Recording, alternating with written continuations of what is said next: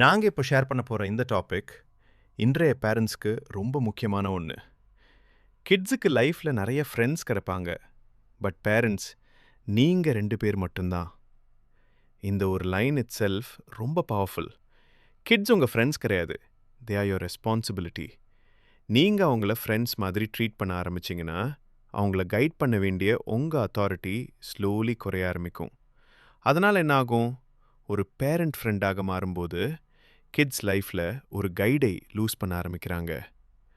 ஒரு minute pass பண்ணி யோசிச்சு பாருங்க. பல பேரண்ட்ஸ் ப்ரௌடா சொல்வாங்க, என் குழந்தந்த என் க்ளோஸ் ஃப்ரெண்டுன்னு கேட்க ரொம்ப ஸ்வீட்டா இருக்கும். ஆனா ரியாலிட்டியில் என்ன நடக்குது தெரியுமா? அந்த கிட்டுக்கு உள்ள கன்ஃபியூஷன் ஆரம்பிக்கும். பவுண்டரிஸ் மெதுவா பிளர் ஆக ஆரம்பிக்கும். ஏன் பேரண்ட்ஸ் இப்படி செய்கிறாங்க? சம்டைம்ஸ் அவங்களோட தனிமை, சம்டைம்ஸ் அவங்களோட பாஸ்ட் எக்ஸ்பீரியன்ஸ், சம்டைம்ஸ் கிட்ஸோட க்ளோஸாக இருக்கணும்துக்கான ஆசை, அல்லது நம்ம கிட் நம்மளை விட்டு டிஸ்டன்ஸ் ஆகிடுமோன்னு பயம். இந்த எல்லாமே காரணமாக இருக்கலாம். பட் ஒரு முக்கியமான உண்மை என்னன்னா, கிட்ஸ் பேரண்ட்ஸ்னு இமோஷனல் லெவலுக்கு ஈக்குவலாக இருக்க ரெடியாக இருக்க மாட்டாங்க.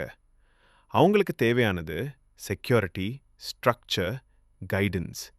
இந்த மூன்றும் இல்லைனா தான் ப்ராப்ளம் ஆரம்பிக்கும். பேரண்ட் ரோல் ஃப்ரெண்ட் ரோல் உட மிக்ஸ் ஆகிட்டா அறியாமலே ஒரு ரோல் ரிவர்சல் ஸ்டார்ட் ஆகும். அப்போ என்ன ஆகும்? கிட்ஸ் பேரண்ட்ஸ் ஃபீலிங்ஸ்க்கு ரெஸ்பான்சிபிள் போல ஃபீல் பண்ண ஆரம்பிப்பாங்க. பவுண்டரிஸ் குழப்பமாகிடும். ரூல்ஸ் ஃபாலோ பண்ணுறது சிரமமாகிடும். இது எஃபெக்ட்ஸ் என்ன? பேரண்ட்ஸ் அத்தாரிட்டி குறையும்.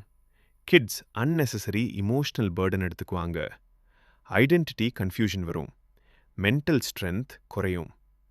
கிட்ஸுக்கு பவுண்டரிஸ் ரொம்ப இம்பார்ட்டண்ட். எப்போது எஸ், எப்போது நோன்னு கிளாரிட்டி இருந்தால் தான் அவங்க சேஃபாக ஃபீல் பண்ணுவாங்க. பேரண்ட்ஸ் ஆல்ரெடி லைஃப் பார்த்தவங்க. அவங்க ஒரு லைட் ஹவுஸ் மாதிரி இருக்கணும். லவ்னா ஜஸ்ட் பேம்பரிங் இல்லை, ரைட் பாத்துக்கு கைட் பண்ணுறதும் அதில் தான் வரும். Love with discipline. அதுதான் ஒரு சைல்டை ஸ்ட்ராங் மனிதராக மாற்றும். பேரண்ட்ஸ் கிட்ஸுடன் க்ளோஸாக இருக்கணும், பட் ஃப்ரெண்ட்ஸாக மாறிடக்கூடாது. அவங்க கையை பிடிச்சி வழிகாட்டுறவங்களா இருக்கணும். ஏன்னா ஒரு நாள் லைஃப்பில் ஸ்டார்ம்ஸ் வந்தால் அவங்க ஒரு ஃப்ரெண்டை தேட மாட்டாங்க, ஒரு ஸ்ட்ராங் கைடுவை தான் தேடுவாங்க. கிட்ஸுக்கு ஃப்ரெண்ட்ஸ் நிறைய கிடைக்கும், பட் பேரண்ட்ஸ் நீங்கள் 2 பேர் மட்டும்தான். அவங்க ட்ரஸ்ட் பண்ணக்கூடிய அந்த பேரண்ட்ஸ் நீங்கள் தான். நன்றி.